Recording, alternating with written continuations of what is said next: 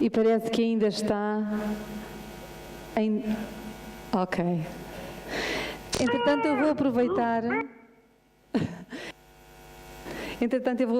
para informar que existem livros do professor Moacir, do professor Clóvis, da Abrarte, do Merlânio, da professora Julieta Marques, os livros editados pela editora Luz da Razão e que se encontram lá em cima na livraria e disponíveis também para serem autografados pelos autores, se assim pretenderem.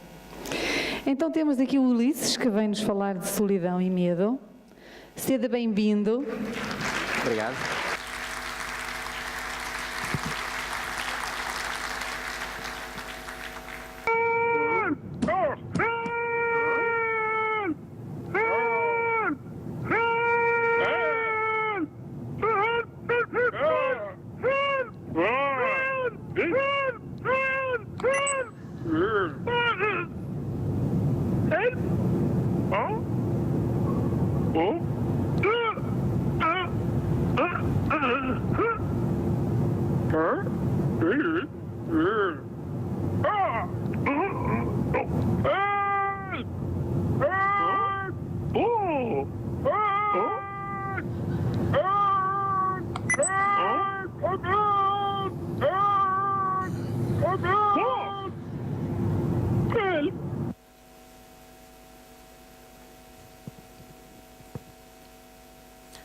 Boa tarde. Já estive ali a falar com o professor Moacir e ele pediu-me, virou-se para mim, bem, desculpa lá ter falado antes de ti, espero que não tenha estragado agora a tua parte. Eu vou ver se consigo dar aqui um jeitinho àquilo que ele foi falando e para ver se a gente sai daqui bem para ir jantar com fome, não é? Porque senão... Muito bem. É do medo, é mesmo de medo isto. A proposta que me fizeram, a comissão organizadora, foi de vir falar sobre o medo e a solidão. E até agora corro o risco de repetir algumas coisas que alguns dos palestrantes anteriores já disseram, mas nessas partes eu vou fazer assim uma coisa mais corridinha. Então o medo no fundo é algo com que vivemos. Já alguém referiu aqui hoje essa nossa forma de viver. E há um tipo de medo que nós não vamos abordar, mas vamos falar dele aqui só muito rapidinho, que é um medo resultante das fobias. E há pessoas que estão a olhar agora para aquilo, e enquanto que aquela menina está ali com um sorriso, não é? Outras pessoas olham para aquilo, ai meu Deus, que nojo, uma aranha. Não é? E então as fobias resultantes, nem se sabe muito bem de quê, muitas vezes, nós associamos muitas vezes isso a processos que se prendem com a realização ou com a ocorrência de experiências traumáticas, nesta existência ou noutra qualquer, e resultam muitas vezes então em fobias, que as pessoas muitas vezes nem sabem explicar. Há pessoas que têm medo de insetos, de aranhas, de voar, de sair de casa, portanto há uma quantidade de fobias e de medos que as pessoas têm e que normalmente precisam de ser tratadas psicologicamente, psiquiatricamente e espiritualmente também. Mas este não é o tema que nos traz aqui. Então, vimos falar do medo resultante, para começar, do marketing. O medo é algo que vende. E já falámos aqui, já ouvi falar várias pessoas sobre isso. A questão das armas, por exemplo. Nós somos constantemente bombardeados no nosso dia-a-dia com notícias que é o prato do dia, não é? E a violência e a guerra e a morte e as armas atingiu uma proporção tão grande, essa apresentação, que para nós quase que nem nos tira o apetite. Tanto é que aquilo passa a hora do telejornal, a gente está a comer e está lá o tipo com as tripas de fora e não sei o quê, a gente está ali na boa. Ai, olha aquele coisa e não sei o quê. Portanto, já começa a ser algo normal. Não é? A normalização deste tipo de consumo, porque no fundo aquilo é um consumo. Se há uma coisa que nós temos, que são os telecomandos, e que põe à nossa responsabilidade, aquilo que dá nas televisões também é da nossa responsabilidade, é da responsabilidade do consumidor. Se aquilo passa nas televisões é porque vende. ainda por cima em horários nobres. Nós podemos fazer qualquer coisa, não é? Se nós chegássemos ali e mudássemos de canal para algum tipo de televisão ou tipo de canal que fosse mais, que estivesse a transmitir conteúdos mais interessantes, mais produtivos, mais educativos, lúdicos até, provavelmente as televisões teriam que escolher outro tipo de conteúdos para nos oferecer. Portanto, a culpa não é dos meios de comunicação social, a culpa é dos consumidores. E nós somos todos consumidores. Não é? Então, quando nós consumimos um canal, por exemplo, como a CMTV, com todo o respeito que me merecem e com todo o respeito que me merece também quem consome esse tipo de conteúdos, está a fazer uma opção. Portanto, está a fazer a opção de consumir aquele tipo de conteúdo de violência. E isto, o medo com que nós vivemos a toda a hora. No ano passado, depois dos atentados em Paris, tenho uma filha com 15 anos e então a viagem de estudo, agora os finalistas começam logo assim a usar cartola logo no infantário, não é? Mas pronto, uma viagem de finalistas, supostamente lá do segundo ciclo, acabou no 9º ano, vamos a Paris. Na semana anterior, ou um mês antes, rebentaram com o Bataclan. Não é? Como é que ficam os pais? Com medo. Portanto, porquê é que ocorrem esse tipo de atentados? Porque gera medo. Então, este tipo de consumo, este tipo de conteúdos que nos apresentam, é precisamente para que nós tenhamos medo. Que é para a gente ter medo de não se sentir seguro. Para que seja aceitável, por exemplo, venderem-se armas, que seja legal venderem-se armas, que toda a gente possa transportar nos Estados Unidos, por exemplo, não é? Que é o caso mais flagrante. Já ouvimos hoje o Clóvis a falar sobre a questão do Brasil também. É normalíssimo andar armado. Ainda não saímos, em pleno século XXI, do tempo dos cowboys. Não é? Só mudou foi a roupa e já não se anda a cavalo, anda-se de carro e mais não sei o quê. Porque de resto é mais ou menos a mesma coisa. Depois disso, resultante de outro tipo de marketing, por exemplo, também, são os lobbies que existem por trás dos mercados da alimentação. Já ouvimos também aqui hoje alguém a falar sobre isto, da alimentação. Então, há um surto, neste momento, de correntes e de pessoas que há quase uma tentativa constante de tentar culpar os outros ou fazerem sentirem-se culpados pelo tipo de consumo que fazem. Agora é o leite, depois é a carne, depois é os cereais, depois é porque é o arroz, depois é porque é a massa, depois é porque é isto, depois é porque é aquilo. De caminho, a gente, se fosse a fazer tudo aquilo que eles dizem e não fosse a fazer nada do que dizem, a gente estava a consumir toneladas de comida por dia, litros de água e de leite. Se não fosse leite de vaca, ia ser leite de soja, porque não pode ser leite de boi, não é? Portanto, há sempre uma corrente que contradiz a outra e isto gera, de facto, milhões. Porque, no fundo, em quase todas as equações, no final, nós podemos pôr um cifrão ou um símbolo de euro.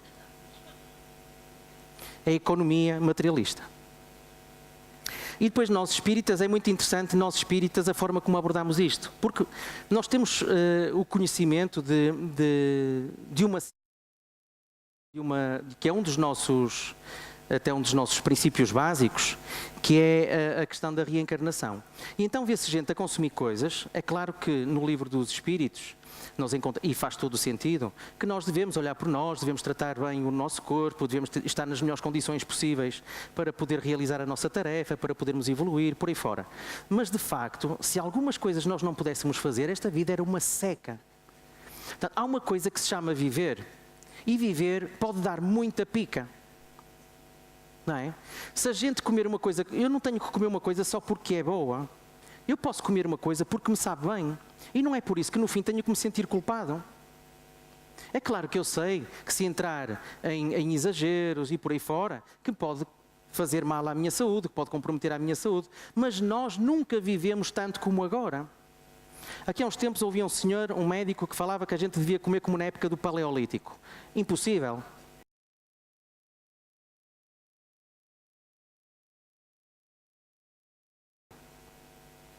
Porque queremos durar até não sei quantos anos, porque... E faz-me lembrar, quando nós olhamos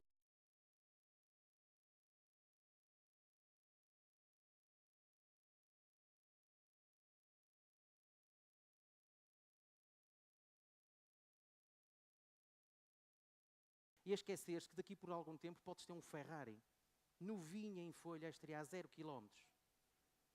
Não é? E então a gente agarra-se ao que tem, preso à vida, preso ao corpo, depois nem consegue morrer, não é?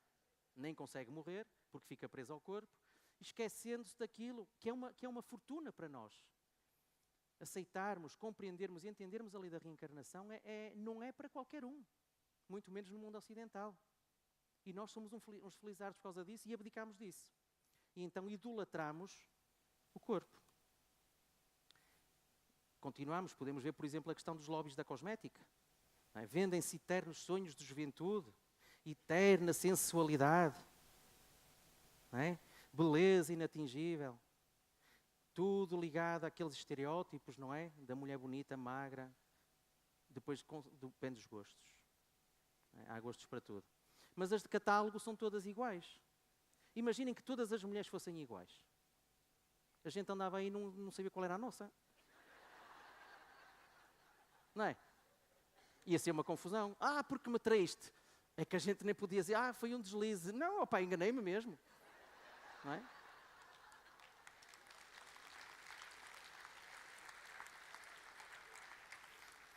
Outra coisa muito interessante em relação eu acho que todas as pessoas são bonitas vestidas.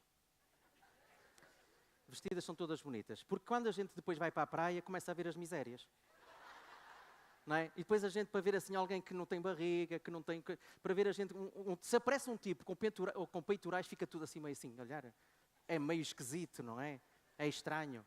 Porque de resto, as pessoas normais são pessoas normais. Não é? E então nós somos bombardeados constantemente com publicidade, com histórias do que as outras pessoas nos contam, não é? Na tentativa de nós nos mantermos lindos, belos, alguns nunca fomos. Pronto, não é? Para sempre. Já para não falar na questão das operações e dos aumentos de mamas e de lábios, enfim. Mas também há histórias para homens, não é? Quando a gente olha para o carro, não é o meu carro, aquela belezura, não é? Para estas linhas e mais não sei o quê, agarrado àquilo. Em casa, entro de chancas, encho o tapete de lama, a minha mulher que sacuda, no carro é que não. Não é? A gente não pode estragar o carro. E então a gente quase que mede muitas vezes a importância da pessoa pelo tamanho do carro que tem, ou pela qualidade do carro que tem, ou pela marca do carro que tem. Há uns anos, eu sou um tipo que trabalhei em automóveis durante algum tempo e os automóveis passaram a ter para mim uma importância relativa. Para mim o mais importante é que me leve de um ponto A ao ponto B, de preferência sem problemas. Pronto, isso é um bocado chato, a minha mulher não gosta muito às vezes, não é? Porque de repente aquilo já tem para lá os casquilhos a bater, os pneus não estão na pressão correta, às vezes até falha a gasolina, pronto. E ela tem razão, não é? Portanto, nem tanto ao mar, nem tanto à terra. Mas então, eu tinha um carro de 1990, isto foi para aí há 4 anos, um chasso, não é? À minha medida.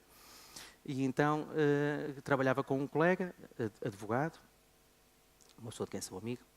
E então ele dizia-me assim, ele tinha assim um Volkswagen Passat, todo um XPTO, assim com um coupé, muito bonito e tal. Eu até gostava do carro, eu não me importava de trocar, não é? Mas ele não quis. E então diz ele assim para mim, Fogo, tu não tens vergonha de andar nesse carro? E eu disse-lhe assim, não. Olha, é meu. Paguei-o, o teu é teu, não é? Não, o silêncio, tal como agora, ficou na sala, não é? Ficou no ar, não é? Portanto, o que me interessa era meu, eu não roubei, não andei a fazer nada, não fugi com ele a ninguém. Que vergonha de quê? Por ser de 1990 e ter 300 mil quilómetros e ter uns pontos de ferrugem? Para mim era exatamente igual ao litro, não é? Então, nós vivemos muito com o medo de não ser aceitos, vivemos muito com o medo de ser diferentes e temos dificuldades em assumir essas diferenças. E olharmos muitas vezes porque aquele fulano olhou para o meu carro e achou que não é um carro interessante, que é um carro velho, que devias ter vergonha de andar com isso, aquilo pode dar cabo de mim. Não é? E confundo-me com o meu carro. O meu carro não sou eu. Não é? Eu não tenho nada a ver com o meu carro. E eu nem sequer sou isto que aqui está. Nem sequer sou isto. És feio. Mas olha, o que é que se pode fazer, não é? Vai, olha, eu não pedi para ser assim, não é? Olha, existe a lei de causa e efeito, a gente podia logo fazer ali um tratado, não é? E depois há as questões genéticas e tudo mais. Sou o que sou, não é? Ou estou onde estou, mais corretamente. Estou onde estou. Isso é o mais importante. Dalai Lama, numa viagem que fez aos Estados Unidos, pela primeira vez que foi aos Estados Unidos, achava que os Estados Unidos era um país em que toda a gente era feliz porque tinham dinheiro, não é? Dinheiro. E então, ele foi lá recebido por uma família com estatuto, e, claro, o Dalai Lama também precisa de vez em quando ir à casinha. E então perguntou lá a senhora, ele descreve num dos seus livros que a família é toda feliz, toda a gente contente e tal. Esta família, de facto, não lhes deve faltar nada. E então perguntou, olha, onde é que é a casa de banho? E ele, é ali e tal. E lá foi. E o Dalai Lama, pelos vistos, tem uma coisa interessante, que é curioso. E o que é que ele fez? Não resistiu a olhar só ao espelho, ao lavar as mãos, de abrir o armarinho do espelho a ver o que é que estava lá dentro. E então, ao abrir o espelho, a surpresa dele, aquilo estava completamente cheio de medicamentos ansiolíticos, antidepressivos e não sei o quê. E então ele achou que havia alguma coisa ali que não estava bem. Não é? Pessoas bonitas, a quem não lhes falta nada, ricas e infelizes. Nós estamos todos fartos de saber isso. Não é? O ter não é sinónimo de felicidade. Muitas vezes é precisamente o contrário. Não é? O ter é sinónimo de uma vida muito complicada e muito difícil. Eu digo isto muitas vezes. Há muita gente que joga a raspadinha, ou Euromilhões, ou já nem sei que jogos há, ou a lotaria, não é? E eu digo sempre, não, eu nunca jogo aí, não sei, não jogo, pá, posso ter o azar de me sair. Não é?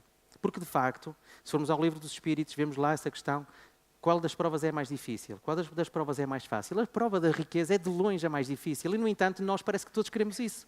Nós queremos a coisa mais complicada e fugimos dos problemas. É estranho, não é? Nós somos uma espécie esquisita. Se por um lado fugimos aos problemas, na curva a seguir parece que estamos a tentar apanhá-los. E então, nós gastamos muito tempo das nossas encarnações na busca da aprovação dos outros. E então isso torna-nos muito, muito inseguros. E quanto mais inseguros nós nos tornamos, nós mais chatos nos tornamos. E quanto mais chatos nós nos tornamos, mais sozinhos ficamos. Portanto, isto agora para fazer a ponte entre aquilo que era o medo e a solidão. Não é? Isto porquê? Porque quando a gente fica assim, fica sem autoestima. E agora fazemos uma pergunta. Uma pessoa que não tem autoestima, gosta de si própria? Podem responder se quiserem. Então porquê é que os outros vão gostar dela? Não é? Se eu não tenho a minha autoestima como deve ser, não gosto de mim. Que obrigação tenho os outros gostarem de mim? Se nem eu próprio sou capaz de gostar de mim. E se calhar tenho motivos. Não é? E os outros então muito mais. Então há pessoas que não sei se conseguem ver ali aquela personagem. É um chinês, tem é Liu qualquer coisa, mas eles são quase todos Liu. Ou Li, ou começa sempre por um L. Não é? E tem uma obra espetacular, se procurarem no Google, que é Hide in the City, escondido na cidade. Então usa este tipo de camuflagens. Escolhe um cenário e depois pinta sempre a roupa que traz, às vezes com mais pessoas até, e camufla-se nos cenários por onde anda. E então, às vezes, nós gostávamos de ser assim. Não é? Quando vem uma pessoa na rua, não é? Vem assim pelo outro passeio e a gente vê à distância, olha para ela, ei meu, vou já mudar de passeio. Não é? Se pudesse fazer assim, a gente escondia-se. Camuflava-se, ficava ali quietinho, deixa ver se ela passa. Não é? Mas às vezes não. A solução mesmo é fugir. Nós fazemos isso com algumas pessoas. Eu faço, pelo menos. Eu só posso falar por mim.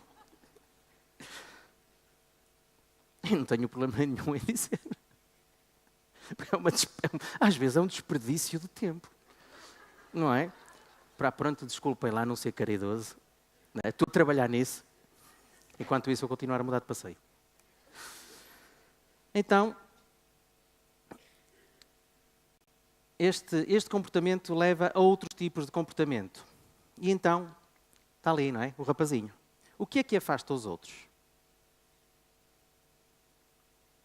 Quando nós vivemos assim, nesta incessante tentativa de ter tudo e mais alguma coisa, de ser mais do que o outro, ou de ter mais do que o outro, eu uso esta coisa, vocês vão já pensar asneira, mas isto não tem nada de asneira. Nós andamos sempre num concurso para ver quem é que é ter maior. Não é nada disso. É a maior doença, é a maior dor de costas, é a vida mais complicada, não é? Andamos sempre nesse concurso. Então quando diz assim, estou com uma dor de cabeça, não, olha, espera, nem imaginas como é que... Estou aqui a latejar de uma maneira, não é? Eu estou tarado. E o outro contrapõe com uma coisa ainda pior. E às vezes não temos um diálogo, temos 2 desinteressantes monólogos num concurso. É verdade ou não é? Bom, nós sabemos todos o que estamos a falar, não há problema nenhum. Isto é uma questão de egoísmo. E então isto afasta as pessoas. Outra coisa que afasta as pessoas, já ouvi há bocado a Ana falar nisto também, é a questão da maldicência. Há um ditado lá para o norte que diz assim, nas costas do outro eu vejo as minhas. Também se usa aqui para... É? Pronto. Então é um ditado português. Melhor ainda. Se há alguém que tenha o hábito que é profissional da maldicência, é profissional. Quando eu encontrar outra pessoa vai dizer mal de mim. E eu costumo dizer sempre, bem, não me preocupa isso. Que digam mal de mim não tem muito problema. Porque se me disseres quem fala mal de mim, eu se calhar vou ficar contente. É? Há algumas pessoas que eu até gostaria mesmo que falassem mal de mim. São tão desinteressantes. Enfim, bem, reticências. Não é? Que mais afasta os outros? O julgamento. É difícil nós estarmos a ouvir alguém que está sempre a julgar o outro. E de loucos e de médicos e de juízes. Todos temos loucos, juízes, não é? Portanto, é uma das nossas competências e que nós exercemos com muito saber, é julgar. Não é? É que nós quase que sabemos quase sempre o que é que se passa na cabeça do outro. E quando é entre um homem e uma mulher? Ou, reformulando, e quando é entre um casal romântico? Isto de ser homem e mulher, desculpem lá, mas isso já é um bocadinho antiquado, não é? Portanto, entre um homem, entre uma mulher e uma mulher. Quando eles começam a falar e tal, quando nós começamos a falar, eu te digo, porque eu sei muito bem o que é que tu estás a pensar. A gente pode perguntar, então diz-me. Se calhar sabes melhor do que eu. Não é? Mas são comportamentos que nós percebemos com muita facilidade, não é? Porque nós, quando damos conta, por muito que a gente não queira fazer isto, nós fazemos. Saiu-me. Não é? Outra coisa que afasta as pessoas é o nosso pessimismo. Quando nós estamos sempre num contexto de negatividade, porque nunca está bem. Olha, hoje estava vento. Daqui a bocado o vento para. Agora está sol. E entretanto veio uma nuvenzinha. Isto agora o tempo está a ficar nublado. E agora já a noite já caiu. Quer dizer, nunca está bem. Há pessoas que nunca estão bem. Quem é que gosta disso? Não é? Depois pergunta, ando sempre sozinha. E eu, pudera? Não é? Pudera? Portanto, aquilo que eu estou aqui a tentar perceber é que o problema está sempre em mim. Quando eu tenho um problema, ele está sempre em mim, seja ele qual for. O início está naquilo que eu sou. Eu não posso exigir dos outros que façam por mim ou que sejam felizes por mim. Se eu não estou feliz com o puto do tempo que está lá fora, não é? Porque é que o outro... mas para mim está bom. Para mim está sempre bom. Hoje não está sol. Desculpem, está sempre sol. Por cima das nuvens há sempre sol. Quem andou de avião sabe. Não é verdade? Está sempre sol por cima das nuvens. Então isto é uma questão de perspectiva. Outra é a queixa. Aqueles que estão sempre a queixar de tudo e de todos, não é? O meu patrão é isto, a minha mulher é aquilo, o meu marido é aquilo outro, o meu cão faz cocô na relva, o não sei o quê, não sei o quê. A vida é uma desgraça para certas pessoas. Não há pachorra. Depois aqueles que estão sempre a desculpar. Nunca é minha culpa. Desculpar o que quer dizer, não é? É sacar a culpa. Portanto, é projetar as minhas incompetências e as minhas incapacidades para a responsabilidade e para as costas de outro. Ninguém gosta disto. Ninguém gosta que façam isto connosco. Ninguém gosta disto. De fazer já é outra história. Outra coisa é nós lidarmos com pessoas que são controladoras, que estão constantemente a tentar controlar os nossos passos. Olha o que é que faz, não faças isso, olha, cuidado, olha não sei o que é. Olha, agora só tens mais 1 minuto, olha, agora não sei o que é. É uma chatice. Isto afasta as pessoas. Outra é as pessoas serem exageradas. Não é? Fui à pesca. Pesquei um... Não é? E depois a mentira, não é? Coxa. E isto o ditado diz, não é? Apanha-se mais depressa um mentiroso que um coxo. Não é? Portanto, apanha-se sempre um mentiroso. Até porque há os mentirosos compulsivos e os mentirosos profissionais que só sabem mentir. E há pessoas que mentem tão bem, tão bem, tão bem, que elas mesmas acham que é verdade aquilo que estão a dizer. Há pessoas que acreditam nas mentiras que dizem. O dogmatismo com que se vive. Qual é o melhor clube de futebol que existe em Portugal? Só dogmáticos. Não é? Este é dogmatismo. Há algum melhor clube que o outro? O que é um clube? O que é um clube? Não, desculpem, não é nada. Um clube não é nada. Não é? Quando um clube são pessoas. Que se existirem as pessoas. Se não existirem pessoas, não existe. O que é uma associação espírita? Nada. As pessoas que lá estão é que fazem parte, fazem aquilo mover. Porque sem elas, zero, não vale nada. E então nós às vezes apegamos a uma coisa. E aquela associação está a trabalhar mal. E eu quero tomar conta daquilo. Mas de quê? Das pessoas. As pessoas quando virem que tu és controlador e queres fazer isso, vão-se passar ao fresco, meu. E tu ficas sozinho. O que é uma associação contigo sozinho? Zero. Não é nada. Não é? Outra é o abuso do poder. Quando somos abusivos, quem é que gosta de ter um chefe abusivo? Quem é que gosta de ter um professor abusivo? Quem é que gosta de ter filhos abusivos? Ninguém gosta. Portanto, nós sabemos identificar muito bem quais são os caracteres que olhando para os outros, nós gostamos de ter ao longe. Portanto, conseguimos perceber assim qual é o tipo de forma de ser que nós devemos tentar evitar. Se queremos não ter medo e não sermos solitários. Veja-se, por exemplo, o caso dos idosos. A solidão nisto tudo é uma consequência. Acontece porque é assim que resulta das nossas escolhas. Quando nós vemos, por exemplo, gente adulta, que tem consigo os seus pais, idosos, e que os trata como bebés, que lhes ralha, que não os ama, o que é que está a fazer? Imaginemos uma família destas, um casal, aquela família tradicional. Temos o avô, temos o pai e a mãe e temos os meninos. Os meninos estão a olhar para os pais. Estão a olhar para os pais a tratar os pais. Que exemplo é que estes pais estão a dar aos filhos? É exatamente isso que vão receber a seguir. Eu estou à bica. Não é? Eu, por acaso, os meus pais ainda estão aí. Mas um dia partem. Partindo, sou eu que estou à bica. Portanto, o próximo a levar chutos na bengala e no andarilho, sou eu. Não é? Eu estou sempre a dizer isso. Lá vai ele com o andarilho. Vai, velho. Vai, velho. É assim que se faz. E se eu fizer isso, é isso que me vai acontecer. E depois vou poder lamentar. Estou sozinho num lar. Pudera. Porque foi isto que tu semeaste. Tu estás a colher aquilo que tu fizeste. Não é? Então, o que é que aproxima as pessoas? Vamos agora para uma postura mais otimista. A honestidade. Procurar ser verdadeiro, calmo, direto naquilo que digo. Positivamente. Ou seja, perceber que por cima das nuvens, não é? Por exemplo, há sol. Ser autêntico. Ser eu próprio.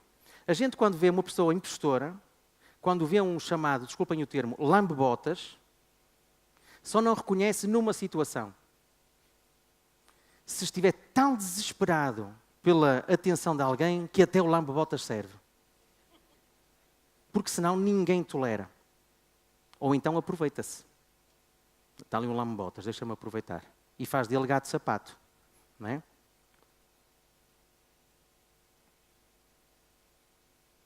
Ser íntegro é dizer uma coisa e procurar fazê-la. Pelo menos tentar. Não é? Esforçar-se, perceber que há esforço, eu vou tentar fazer isto, eu juro. Eu acho que isto é o que está correto. E fazer por isso. Que é uma coisa que nós, em termos de espiritismo nos interessa bastante, a integridade. Eu gostava de passar aqui isto para baixo, mas não consigo, pois não? Não. Não vejo o cursor, está aqui. Desapareceu. Não interessa. Bota. O desejo do bem. Toda a gente gosta de estar com alguém que deseja o bem aos outros. Não é? Se eu quiser o bem para o mundo... tipo Miss. O que é que tu desejas? A paz e tal. Olha, devíamos ter aqui uma Miss, Lucas. Estás a ver? Falar de paz. Devias ter aqui uma Miss, estás a falhar, estás a ver? O que é que tu desejas? Paz no mundo, o bem dos outros e mais não sei o quê, essas coisas assim. E esta é muito importante, ter autoestima elevada. Toda a gente gosta de estar com alguém que tenha autoestima em alta. Não estou a falar de alguém presunçoso. Depois tem outro limite, não é? Estou a falar daqueles que estão bem consigo próprios, que estão bem com a vida, que são positivos, que sorriem. Não é? São essas pessoas que é dessas pessoas que nós queremos aproximar-nos. Resta saber se nós temos capacidade para isso. Respeitar os outros, obviamente, e darmos-nos. Esta é a melhor solução. O que é o amor? Falamos muito de amor. O amor é isto. É a disponibilidade. É nós darmos-nos aos outros. Darmos-nos não é no sentido de ser totó e fazer tudo o que querem, usarem e abusarem de nós. Nada disso. É nós estarmos disponíveis, ter disponibilidade. E pá, olha, tu que está a tocar o telefone agora é aquele fulano, ele ia mudar de casa. E se calhar é melhor não atender. Já vou. Não é? É melhor não atender. A seguir sou eu que mudo de casa, vou-se ligar para toda a gente, ninguém atende. Não é? A gente não precisa de estar a pensar naquilo que os outros têm para nos dar, mas fazer só porque deve fazer. Essas são as pessoas que podem mudar o mundo. E para se mudar o mundo não é preciso ser Gandhi, nem o Divaldo, com todo o respeito, nem Jesus, nem nada disso, não é preciso nada disso. Não, quer dizer, também não havia nada para mudar, não é? Mas basta nós sermos assim. E não preciso de começar, vou já mudar a minha cidade, vou já começar por mudar Braga. Vou lá fazer uma revolução, vai começar. Não, começa por ti e depois por casa. Em casa toda a gente precisa. Tens umas filhas, tens 2 meninas espetaculares, precisam de ti. Não é? Hoje já se vê algumas crianças a dizer a palavra amo-te com mais facilidade. Algumas. Mas eu tenho lá duas catraias que dizem isso com muita ligeireza. Então, a mais nova, já contei histórias da mais velha, agora a mais nova também tem direito a um bocadinho uns 5 minutos de fama. Então, aqui atrasado, ela não diz amo-te. Ela ainda não conseguiu perceber muito bem o que quer dizer amo-te. Então ela diz, eu adoro-te. Diz isso, adoro-te. Quer dizer, lembra-se, chega, Lucas, adoro-te. Não sei como, não é? Mas, Lucas, adoro-te. E então, aqui, há uns tempos, tenho um amigo com quem, e sou amigo dessa pessoa, com quem corro. Então, a gente corre ao domingo de manhã e no fim a gente vai logo empanturrar-se com bolos de arroz. Quer dizer, isto não é só desgastar o corpo, não é? A gente também tem que o manter. Porquê que a gente come bolos de arroz? Porquê? Porque são bons, não é? Tem açúcar muito, mas são bons, não é? E então a Gabriela chega lá e diz assim, abraçou-se a ele e tudo, e diz ele assim, Augusto, adoro-te. Acho que foi adoro-te, que ainda nos deu Augusto, adoro-te. E o Augusto, que é uma pessoa muito carinhosa, mas que tem alguma dificuldade em lidar com sentimentos, não tem esse tipo de comportamentos, não está habituado, virou-se para ela e disse-lhe assim, eu também gosto muito de ti. E ela diz assim, Augusto, eu disse adoro-te. É diferente. Não é? É claro que a Gabriela tem muitos fãs, por causa desse tipo de atitudes. Então, para finalizar, aqui no fundo, quando a gente fica só, por causa deste tipo de comportamentos, deve-se a quê? Deve-se a que a gente só recebe aquilo que dá. Se nós formos egocêntricos, se formos chatos, nós só teremos pessoas assim. Não é? Enfim, quem é que vai querer? Quem quer estar com uma pessoa assim? Então nós recebemos na medida daquilo que damos. Por isso é que dizia ali no slide anterior, nós temos que nos dar. Ao mesmo tempo, a pessoa egoísta, que quer todo este tipo de atenção para si, não se pode fazer rodear de pessoas altruístas. As pessoas altruístas têm mais do que fazer, querem ser felizes. e querendo ser felizes, não estão para gastar tempo, energias e sinergias com pessoas que não querem elas próprias dar os passos que têm que dar e sair daquela cepa torta. Então aproximam-se daqueles que estão, como dizia o Cristo, que têm ouvidos para ouvir aquilo que têm para eles dizerem, que têm olhos para verem aquilo que eles têm para mostrar. Não é? E o Cristo já disse isto há muitos anos. Nós continuamos com atitudes a fugir desse tipo de registro. Então, outra coisa muito interessante é quando vemos gente a dizer assim, porque eu não tenho amigos. A mim mete-me uns nervos isso. Quando alguém vem ao pé de mim e diz que não tem amigos, e eu só me apetece ser assim, bem feita. Não é? Por um motivo muito simples. Porque normalmente só não tem amigos quem não consegue ser amigo de ninguém. Então se não tens amigos, pensa bem que tipo de amigo é que tu és. Eu não consigo perceber que alguém me diga assim, amigos são poucos, eu tenho colegas. Desculpa lá, tu deves ser uma pessoa muito difícil. Tu não tens amigos, só tens colegas. Imagina o tipo de amigo que tu és. Deves ser exemplar. Concordam ou não? Vamos, mas é comer, não é? Falta pouco. Eu não consigo. Ai, Jesus. Olha, agora já fui à vida. Bem, não interessa. No fim, o que é que interessa?